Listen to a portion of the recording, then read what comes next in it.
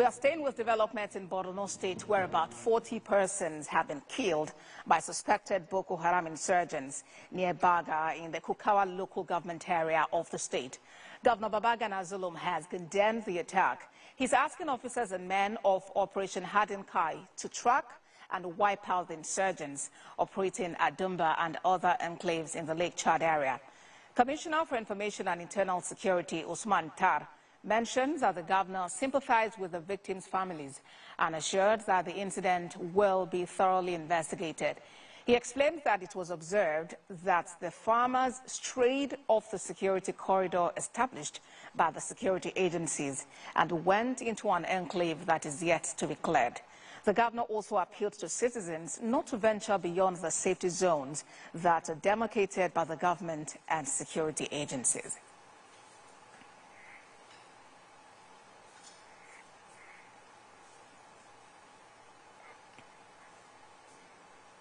The Commissioner for Information and Internal Security in Borno State, Usman Tar, joins me now on the news at 7. Mr. Tar, let me begin by commiserating with you on the death of these 40 farmers.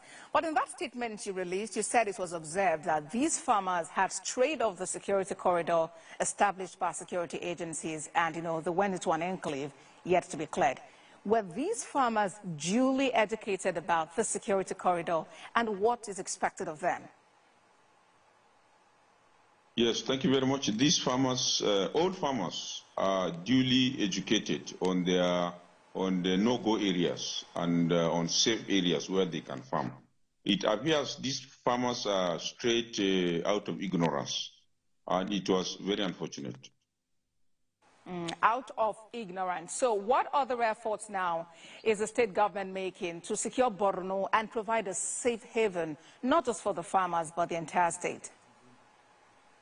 Well, we are working very closely with the armed forces and security agencies to make sure that Borno is safe. At the moment, we have what we call safe corridors and also unsafe areas where active military operations are going on. In those places where active military operations are going on, we tell our civilians not to go there. And our armed forces are clearing the unsafe areas, and day by day we are getting more territories, and most of Borno's 76,000 square kilometers have been salvaged and have been emancipated from the shackles of the terrorists. And for these 40 farmers who unfortunately have died, what plans does the state government have for the families they've left behind?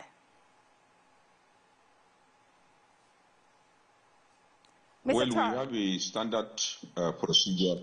Hello? We have a standard procedure for providing succor to those who are affected by insurgency. We have the State Emergency Management Agency that brings immediate palliative to the families, and also we provide funeral support, and we provide support to the families during mourning, but also into the long term. Their children will normally be supported by the government to go back to school, and the families are usually provided support in order to get by. But that is not to say that there is anything that will replace lost ones. And our sympathies and condolences go to the families of those who are affected by this unfortunate incident. And we know that many have actually been displaced by this insurgency in the northeast, especially in Borno State. But talk to us about efforts to return these IDPs, to resettle them. Thank you very much. At the peak of the insurgency, our IDP count was 2.5 million people that were displaced both internally and some sought refuge in the Republic of Chad, Cameroon, and Niger. I am happy to report that majority of those have been resettled. What is left now is less than 1 million. We have resettled not less than 50 villages and towns in 2024, and this year, 2025, we plan to resettle not less than 60 towns and villages. So day by day, we are resettling our people.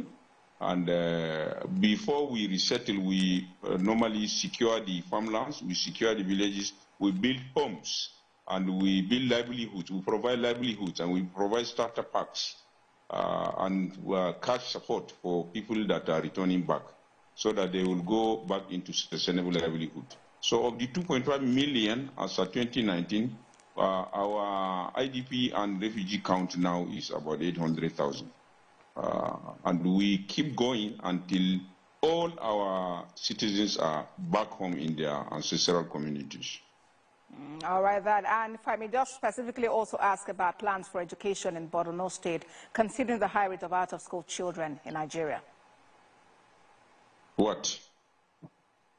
I'm talking about the number of out-of-school children in Nigeria and effort in Borno State to provide quality education for these people, especially with the ravaging insurgency. Thank you very much. Our out-of-school children has gone down by over 50% and counting. Today, Borno is one of few states where the out-of-school children is lower by national standard.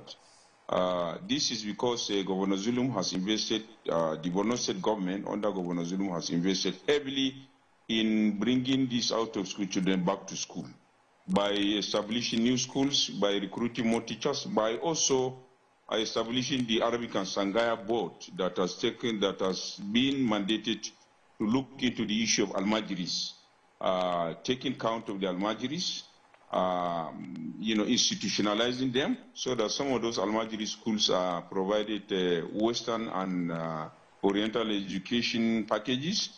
The Sangaya board has already developed a curriculum that combines modern and Arabic and Islamic education, and the people are buying into that concept.